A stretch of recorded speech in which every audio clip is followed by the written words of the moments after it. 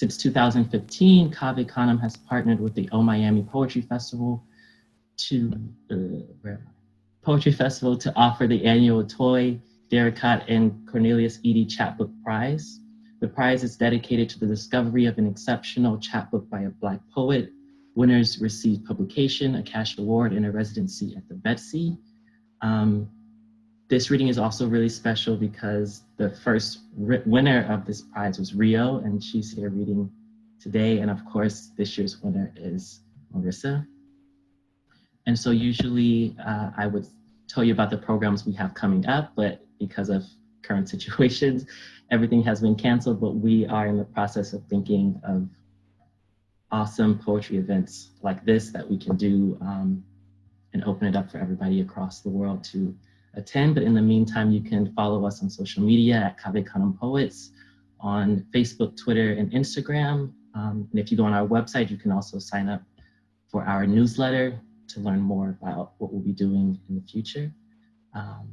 So thank you for having me, and congratulations to Marissa once again. Thank you.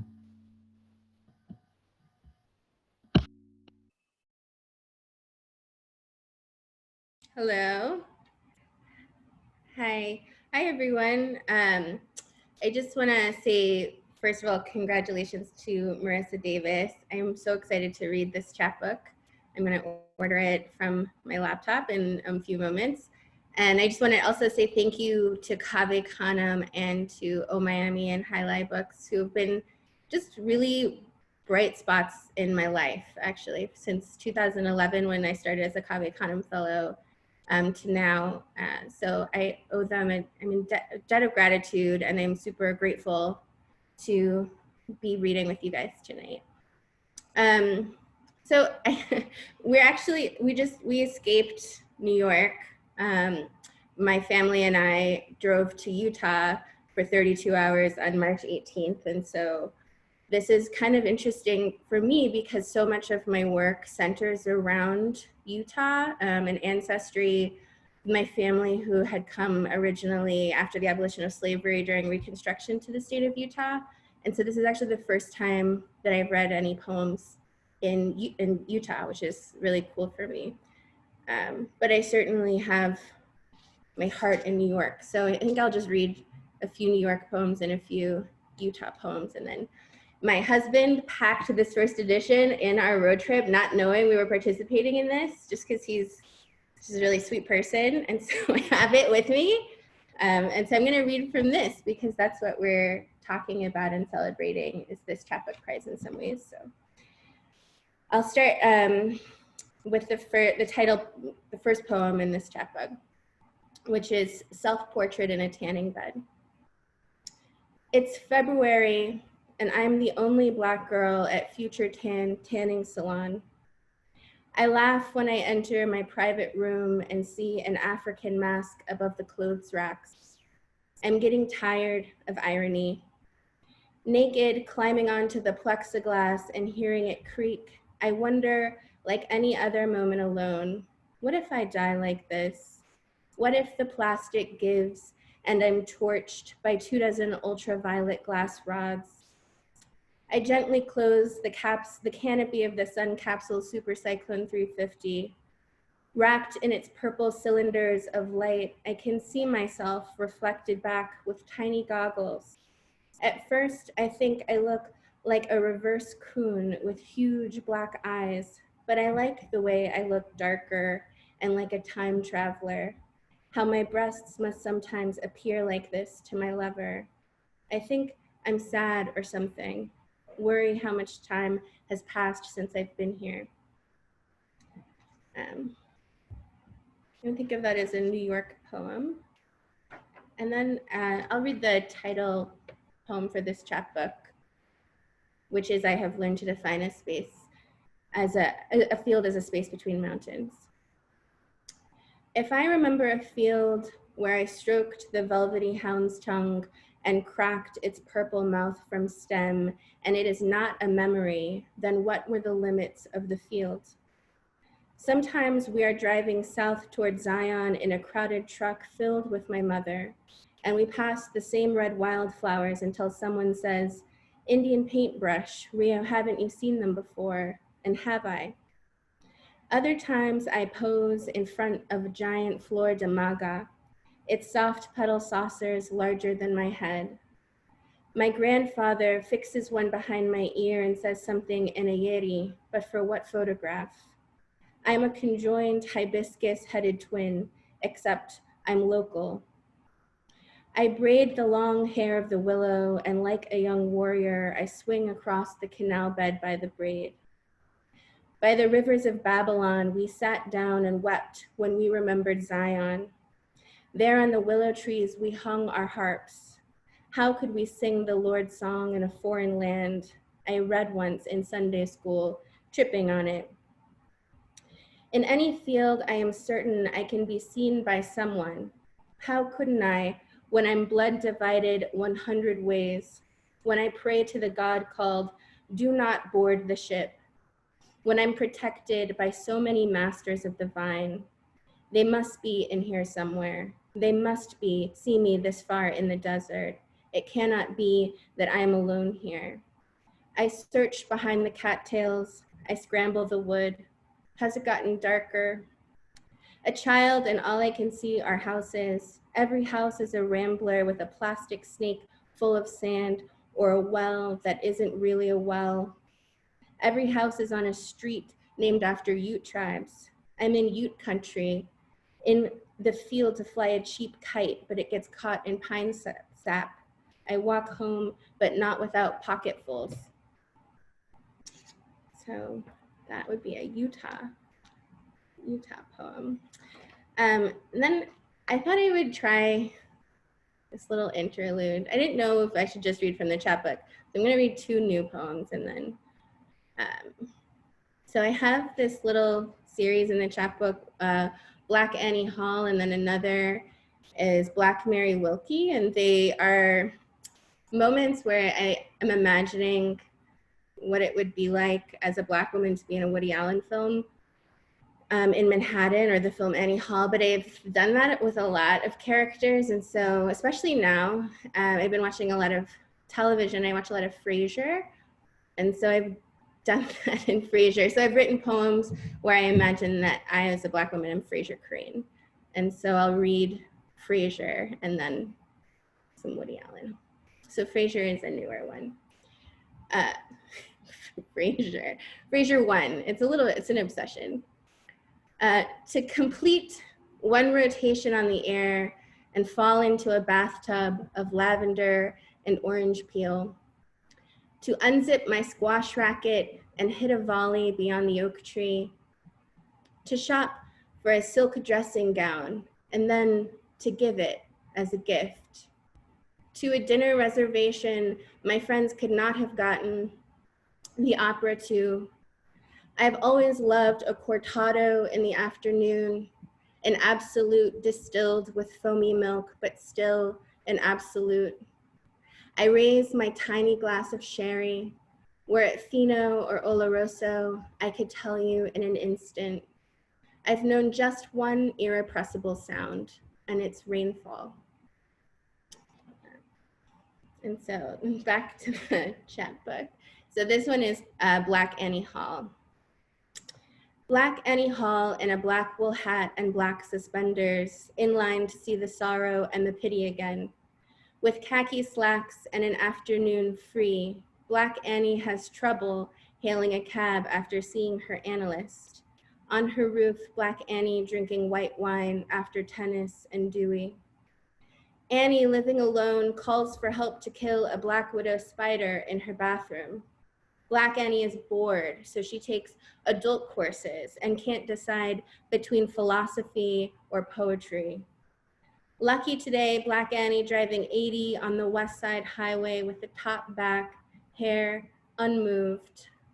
Black Annie's white boyfriend asks her not to smoke that marijuana cigarette in bed and out of body.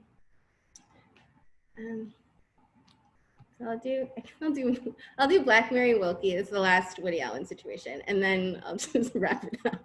The Black Mary Wilkie, if you've seen, so obviously Annie Hall is the protagonist of Annie Hall, but if you've seen Manhattan, you'll know that Diane Keaton, who is Annie Hall, is also this character, Mary Wilkie. who I think is a little bit just as interesting, I guess, if you're into that sort of film. This is called Black Mary Wilkie. In Manhattan, we all have 2-bedroom apartments on the Upper West Side. I eat lox on the Sabbath. I'm a Black girl with a dachshund. I feel safe enough to take night walks with my skinny lover. So many dawns I've spent at the East River, watching the sun take flight above the watchtower. I'm free midday and answer my landline. Once, I got caught in the rain, and it led to a stolen kiss instead of a blow dry. The planetarium is strangely lit and filled with the universe's few answerable questions. Biting my nails, I think of that scene with the lobster. So I'll read 2 more. Since this chapbook came out, I have become a mother, and I have some poems about it. And so, one of them is new, so I'll read that and then I'll close out. This is called Motherhood 1 again. And it's a little bit, it's written since you just left Harlem, so I'm thinking about that a lot. I can hear all the wind chimes in Harlem, from the oldest elm with no plaque on 154th Street to that weird store run by Miss D, where she sells her ex-husband's records and ties, but is never open. And I can hear the elaborate stream that is radiator water boiling and climbing into our most intimate spaces and warming us. My fur in the sun, roaming our bed in blindness, I allow it to light me up. I'm a light in a perfect circle. The cries of a baby suddenly amplified, and I can't tell whether I want to run toward them or stay right here, breathing in until I float, looking down on Amsterdam Avenue. And then I'll end with this poem. So it's a Louisiana poem. My family was enslaved in the state of Louisiana. And I went with my mother on a grant to visit or try to find the plantation that they worked on as slaves. So I'll leave you with this bright feeling. No, I think about slavery all the time. And so this is normal state of mind for me, but this poem is about visiting one of those plantations with my mother. It's called Visiting Whitney Plantation. Clouds hanging so low, they almost touch the wooden colonnettes of the big house. The brick held together by animal fur and mud, fuselage, the hands that formed it. I raise my arm and rub the belly of a cloud. Our tour guide is Black and doesn't remark on architectural flourishes. I am grateful and still wiping sweat from my brow. We are in Wallace, Louisiana, looking for our people's names now upon a marble wall of 70,000 first names in no particular order. I sidestep a white man with a camera so that I can take my mother's hand from her mouth and hold it. On the way to New Orleans, we stop to gather Spanish moss. A groundsman opens the gate after hours. He looks softly after my mother and me. Could it be that he is one of us? I fill my purse with moss and unlock the rental car. How cruel the sun must have been to the slave, I think, when I get back to our French Quarter hotel and lay poolside in a 2-piece, desperate almost. Thank you guys so much. I'm gonna take out my headphones so I can better hear myself. Thank you so much, Scott and Malcolm, for the introductions. Thank you, Rio, for your incredible, absolutely gorgeous words. Black Annie Hall and Black Fraser, very needed. And that final poem, so stunning. I'm going to read a bit from the chapbook. And yeah, just gonna work my way through. So I'm going to start a little bit in the middle-ish and kind of jump around a bit. So this first one is soft possession. Also water. I ache away from my genesis. My body a prophecy inverted, stained with the Atlantic's salt blue blood and rivers damning me from my own skin. Also water. I flow helpless back to the song of your lunar cheeks, muddy and ecstatic as a saint's, as you blessed the cattails whose roots softened in the freer tides. Does it break you to know that I walked south again, after you muted the faithless currents, scraped the sunlight off the river? O swath of light who reaps me, shares my upturned eyes. Some nights I run north in your body, God's most primitive name wetting our lips. We mouth it, nightfall, and like thunderheads, every nerve in our being grows dark and sharpens. Okay, I'm going to move a little bit backwards, and this next one is called dysmorphic disorder. And sorry for the slight movement. I'm in my childhood bedroom right now with a stack of pillows. I'm temporarily displaced from New York City. So dysmorphic disorder is both the locust and the once crop mute with locust. Hustle refracted in ice water, elegies obeyed, welting sunrise into nightshades, bluing the spinal fluid with belladonna drops, is the penultimate heartbeat of any small beast slain, the sound smoke makes just before the temple has consented to burn, the sound a howling mouth makes when it makes no sound, is washing rainwater down the southern bank with snake's blood, is glass-snared, jawless, panicking in a house of angels, is vision voodooed into ash, made sackcloth, pantheon, wasteland, slit-winged cherub, fig tree, and its mother wound of wasp egg, is a butterfly rebounding into the valley of death. The evening puzzle daylight is loath to untangle, is an eclipse mismanaged. The cold splitting totality circumference, along which the starlings murmur in a paranoid language, is that language, shackling eye to entropy.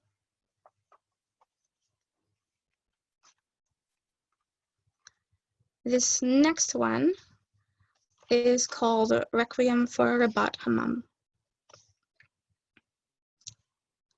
Steam in my body plump and deranged as a storm head. Eden lost to the whim of teeth, my two hands hardly a single fig leaf. Even missed an imagined condemnation of eyes, light lean, splitting me like water splits against the tile's blue sag. Splash, and I was raised that a good woman bolts knees and binds indefinite ankles and wears her body ambiguously, wears her body like a bracelet that is slipping off her wrist as she walks. And she is otherwise occupied, ruminating the most effective ways to vanish. And here my breast lolling and my splayed palms urgent and repentant and incapable of miracle. Oil and the bald skin slick as tongue, too freshly shaved, and every pore a conflagration, and a woman touches me, Black soaps, sloughs and presses, here the tyrannical shoulder, here the sinister arm and back and stomach, yet she does not recoil, and how did I not notice all around? New mothers, slack-bellied, their toddlers drumming their gracious thighs. Hipless girls with thready saffron calves. Elders' wilted calligraphy of folds, heat in my recent skin becoming gray flake, washing away with the water. Oh, how we, in the bath, are an alphabet of women. And for the first time, my hands drop. My body shouts its name. The next one I'm going to read is actually the poem that the title of the book comes from, slightly rearranged. It's a longer piece. There are parts I'm going to kind of take out because I feel like it's a bit better for the oral version. But it's called In the Beginning Was. You can't see it visually, but it's a sort of dictionary poem in structure. So yeah, In the Beginning Was. Nose, 1, damnation. Blood and gladiolus, the scent of pink lotion. C, denunciation of scalp. 2, no, the total body, lacking possessives, trembling for white smoke. 3, mute prayers to burn off the black. Like my grandmother before me, I torched my face out of pictures. In life, repented my skin to ash. Synonym, to refuse the self of provenance. What remained of me, perfume of burnt flesh. 4, bone, the immodest septum. Ears, 1, verb, and aiming to protect, to scorch. Split-knuckled after scrubbing granite in somebody else's kitchen, generations of mamas trill late-night canticles in hot comb over baby girl lobes. See, but you can't say nobody loved you. 2, as in, gal, how you not gonna know what you come from? Kinfolk phantoms loose gospels of memory. Beneath midnight in a slave girl's stick, June earth yields itself to letters. And the candle is hallowed, knowing the urgency of silence, its blaze dim as a dogwood blossom. And her only lantern the open mouth of a nightingale, its star song bowing paths through the black gum. A woman, armful of baby and all her barefoot nothing, run south from liquored fist. And all the other hymns their mouths call sleep slick out the groundwater. The one who wore pants to church and wasn't sorry for it. The one who squatted twins into tobacco green, her thighs weaving blood songs over Carolina harvest. The one who spent her military years learning Shakespeare sonnets by heart in the heart of the gold-shod Rockies. Decades, and she'd chant them to your mother's belly. Listen, listen. You can't say nobody loved you. Lips, dry husk, red fruit dropping from the split. Praise be to any wound learning how to reap its voice, calling out for many kinds of water, each one a synonym for inheritance. Shackle, sickle, crochet, conjure, ink. 2, adjective. Stained honeysuckle sweet and nectaring any language I wiled them with. Say vous, dis y'all, sometimes loyal to a music I didn't know baptized my bones, my G's and R's bloom Ebo wings. 3, bone raising is the flash flood voodoo amplitude, wide as ocean's thighs. That lust, that gilded, without knowing it, that likely to exhale whatever flutters halfway between creation and prophecy.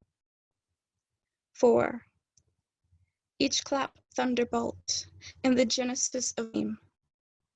For yes, I too am rain and a language I am learning how to speak. Eyes, one.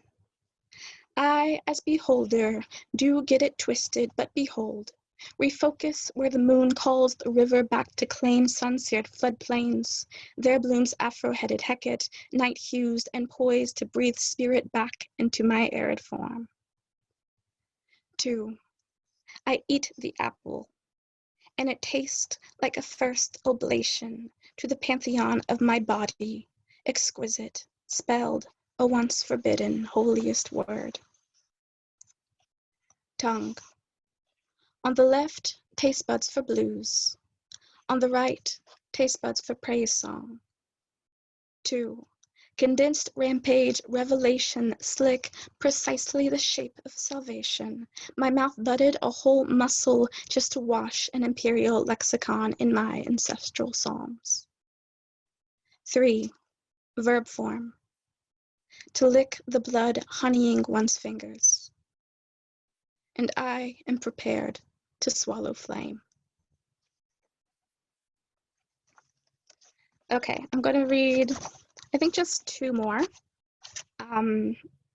So this one, yes, okay. This one is Self-Portrait as Persephone. I am afraid of his long man's body.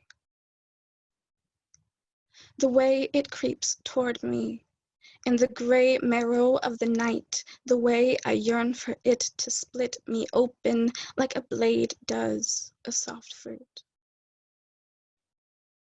This is what my mother warned me about when I was young and still combed my hair with poplar twigs and ran barefoot between the rising yellow grains that looked like sun rays and spun the sun rays into life. My navel then so smooth and smelling like blue milk. My head like sweat and sweet almond oil. When my mother labored against my wild down, bridled it flat to my scalp. As if that meant I would not shiver towards the mouths of beast or lay my body flat against the earth and trail my nose across it, my lips, and yes, my tongue. Pretending it was. Oh, I do not know what I pretended that it was, but in the endless summer, how the tree fruits puffed and tumbled, wind-filled sunken half-moons, and I remember how the sun heat turned their meat, and the air surged, syrup sharp, not thick. Each month, I ate just one from the ground, thinking this is what it will be like to be a woman, nectar in my mouth overflowing, acid, sugar, mold, sour light. But that was before I licked the honey blood from arrows, before inside my cavern abdomen hunger burst open with strange and tender poppy. Before my mother's howls snapped the land to crystal.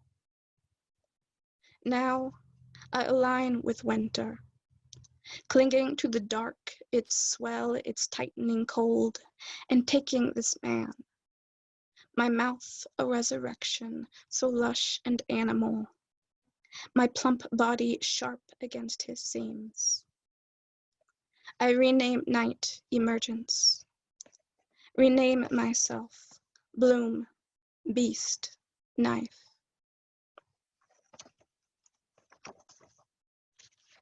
Okay, and this is going to be my last one for the evening.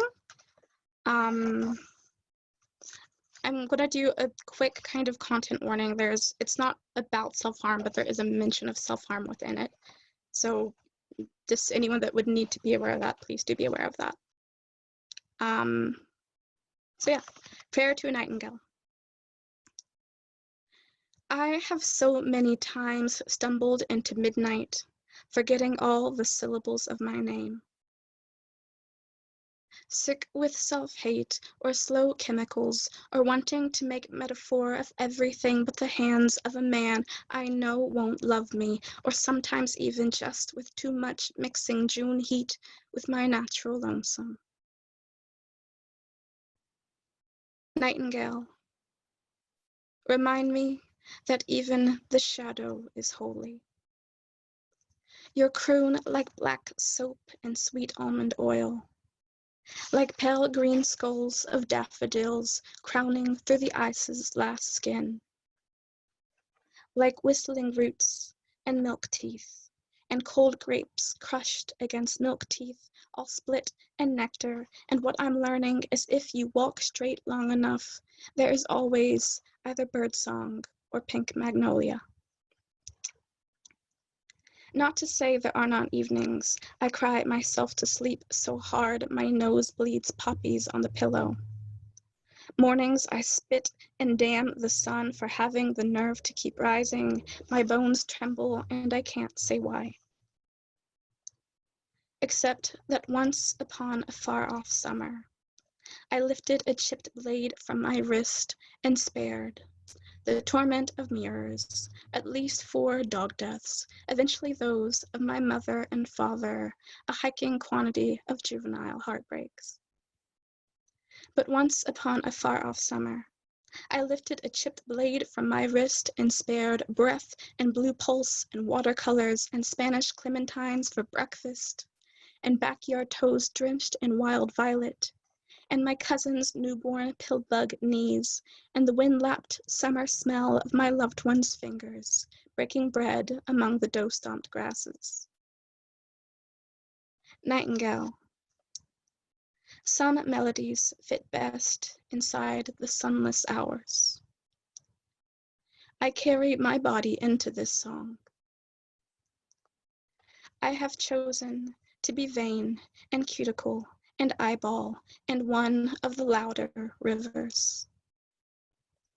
Like you, may my muscles' sharpest word be wind. Thank you all.